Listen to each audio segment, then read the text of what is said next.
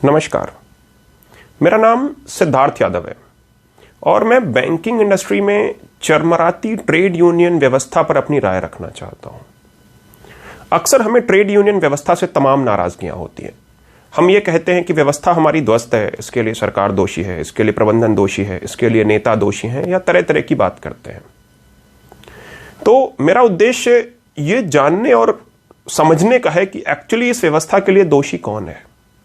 और इसमें मैं किसी व्यक्ति, संस्था या नेता विशेष, किसी एसोसिएशन विशेष का पक्ष या विपक्ष नहीं ले रहा हूं। मैं किसी भी व्यक्ति का समर्थन या विरोध करने के लिए यहां नहीं बैठा। मैं एक सिर्फ जायज पक्ष को आपके सामने रख रहा हूं। इसके लिए शायद सबसे ज्यादा दोष हम सबका है। अक्सर ऐसा होता है कि हम आरोप लगाते हैं कि हमारे नेता ऐसे हैं, सरकार ने हमारी नहीं सुनी, प्रबंधन ने हमारी नहीं सुनी।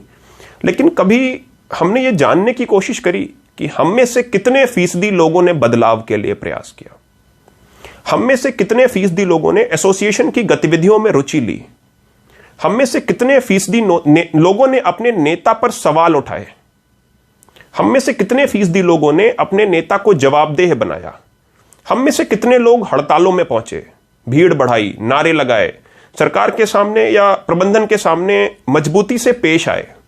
नहीं आए। हम तो व्हाट्सएप और फेसबुक के क्रांतिकारी हैं। कोई मैसेज आया, 4 ग्रुप्स में फॉरवर्ड किया, फेसबुक के किसी पेज पर जाकर कमेंट सेक्शन में विरोध लिखा, नेता को 4 गालियां लिखी और हमारा काम तमाम हो जाता है। हम आराम से चद्दर तान कर सो जाते हैं। व्यवस्था ऐसे तो नहीं बदलेगी। जब तक हमारे अपने घर में आग नहीं लगेगी तब तक हम विरोध के लिए नहीं निकलेंगे। तब तक हम ये सोचते रहेंगे कि भगत सिंह बगल वाले के घर में पैदा हो। तो व्यवस्था बदलने की उम्मीद तो करना बेमानी है। यकीन मानिए, अगर नेता मजबूती से अपना पक्ष प्रबंधन के सामने रखता है तो प्रबंधन हमारा दुश्मन नहीं है, प्रबंधन हमारी सुनता है। यकीन मानिए, अगर हम मजबूती से एक साथ संगठित होकर खड़े होंगे और फिर अपना पक्ष सरकार के सामने रखेंगे तो सरकार भी हमारी सुनेगी। लेकिन एक्चुअली हम में संगठन का अभाव है। समस्या यह है कि हम खुद ही संगठित नहीं है। हम अपना नेता कैसे चुनते हैं? जो हमारे छोटे मोटे काम आ जाए वो नेता है, जो हमारी थोड़ी मोड़ी बैंकिंग में मदद कर दे वो हमारा नेता है, या जो हमारे जाति, धर्म, घर के बगल संप्रदाय विशेष का व्यक्ति है वो हमारा नेता है। क्या कभी हमने अपना नेता उसकी नेतृत्व क्षमताओं पर चुनने की कोशिश करी है? नहीं करी है। क्या कभी हमने अपने नेता को जवाबदेह बनाया है? क्या कभी हमने अपने नेता को सवाल पूछा है कि तुमने जो खर्चे किए हैं वो कहां किए हैं? क्या कभी आपने अपने नेता को सवाल पूछा है कि उसने आपके लिए क्या किया है? क्या आपकी बातें मंच पर उठाई भी हैं कि नहीं उठाई हैं? हमने कभी अपने नेता को जवाबदेह बनाना तो छोड़िए, सवाल करना भी जरूरी नहीं समझा। हमने कभी अपने नेता को बदलने की कोशिश ही नहीं करी। जो व्यक्ति इनिशिएटिव लेके आगे आ गया, नेता बन गया। जब उसका विपक्ष नहीं है, उसका विरोध नहीं है, उसको जवाबदेही नहीं है, तो वो तो अपनी मर्जी से तानाशाह की तरह काम करेगा, अपने और अपने 4 लोगों के लिए प्रबंधन से बात कर लेगा और बात समाप्त हो जाएगी। लेकिन जब उसको यह पता होगा कि उसको देखा जा रहा है, उसका बदलाव किया जा सकता है, लोग हैं जो उसको चुनौती दे सकते हैं, अगला बेहतर नेतृत्व लेके आ सकते हैं, तब तो यह परंपरा जीवंत बनी रहेगी। एक नेता का कर्तव्य भी यह है कि वो सेकंड लाइन ऑफ लीडरशिप तैयार करे, जहां पे अगली पंक्ति के लोग उसका भार आगे उठाएं, ताकि यह परंपरा, यह प्रक्रिया चलती रहे। लेकिन क्योंकि हम रुचि नहीं लेते हैं, नेता भी उस कुर्सी पे शिवलिंग की तरह स्थापित हो जाते हैं और वो स्थापित बने रहते हैं। हम उनका विरोध नहीं करते हैं, फेसबुक के क्रांतिकारी बनते हैं और चले जाते हैं।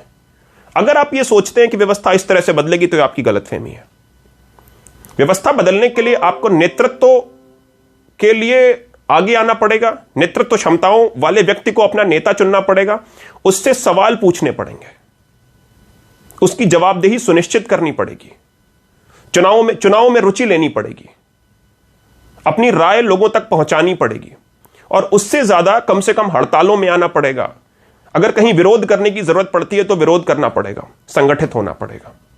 और जब हम इतने सारे काम कर पाएंगे, अपने नेता को मजबूत कर पाएंगे, नेता की जवाबदेही सुनिश्चित कर पाएंगे, अपना पक्ष मजबूती से इकट्ठे होकर रख पाएंगे, तो यकीन मानिए प्रबंधन भी हमारी सुनेगा और सरकार भी हमारी सुनेगी।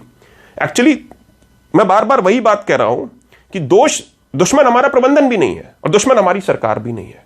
दुश्मन हमारे खुद हम हैं, दुश्मन हमारे खुद हमारे नेता हैं, दुश्मन हमारी व्यवस्था है। हम सेल्फ डिस्ट्रक्शन मोड में ऑपरेट कर रहे हैं। हम नेता को चुनौती नहीं देते, नेता को आगे आगे ये बताते ही नहीं है कि तुम अगर नहीं अच्छा करोगे तो हम भी नेता हो सकते हैं। ठीक है, ढाक के 3 पात व्यवस्था जैसी चल रही है वैसी चलती चली जाती है। फिर हम नाराज क्यों होते हैं, फिर हम रोष क्यों व्यक्त करते हैं, फिर हम क्यों कहते हैं ट्रेड यूनियन व्यवस्था कमजोर है, चरमरा रही है। महोदय, ट्रेड यूनियन व्यवस्था अगर कमजोर है तो उसको मिलकर मजबूत करना पड़ेगा। अगर ये दलदल है तो इसमें उतरना पड़ेगा, इसको फिर से साफ करना पड़ेगा, और तब हम एक नए भारत का, एक नई ट्रेड यूनियन व्यवस्था का, बैंकिंग इंडस्ट्री में एक नई व्यवस्था का निर्माण कर पाएंगे। अतः आपसे मेरा हाथ जोड़कर विनम्र अनुरोध है कि कृपया इस व्यवस्था के दलदल में उतरिए, दूर बैठकर विरोध मत करिए, अंदर बैठ के इसको साफ करिए, इसमें आइए, शामिल होइए, सम्मिलित होइए, नेतृत्व क्षमताओं वाले व्यक्ति का चुनाव करिए, आगे बढ़िए, फिर देखिए व्यवस्था कैसे बदल नहीं जाती है। जब हम सब मिलकर आवाज बनेंगे, जब हम सारे लोग एक साथ मिलकर स्वर बुलंद करेंगे तो हमारी सुनी जाएगी। अतः आपसे पुनः विनम्र अनुरोध है कि अब की बार नेता सही चुनिएगा, उसको जवाबदेही सुनिश्चित करने दीजिएगा, उस पर सवाल पूछिएगा, और अगर सवालों के जवाब ना बने तो खुद नेतृत्व की जिम्मेदारी संभालने का हौसला भी रखिएगा। देखिए, हम सब मिलकर, सारे युवा मिलकर, सारे व्यक्ति, सारे ऑफिसर्स या सारे कैडर, सारे वर्ग विशेष के लोग एक साथ मिलकर बैंकिंग परिवार की तरह काम करते हुए इस व्यवस्था को बदल देंगे। तमाम शुक्रिया, धन्यवाद आपका।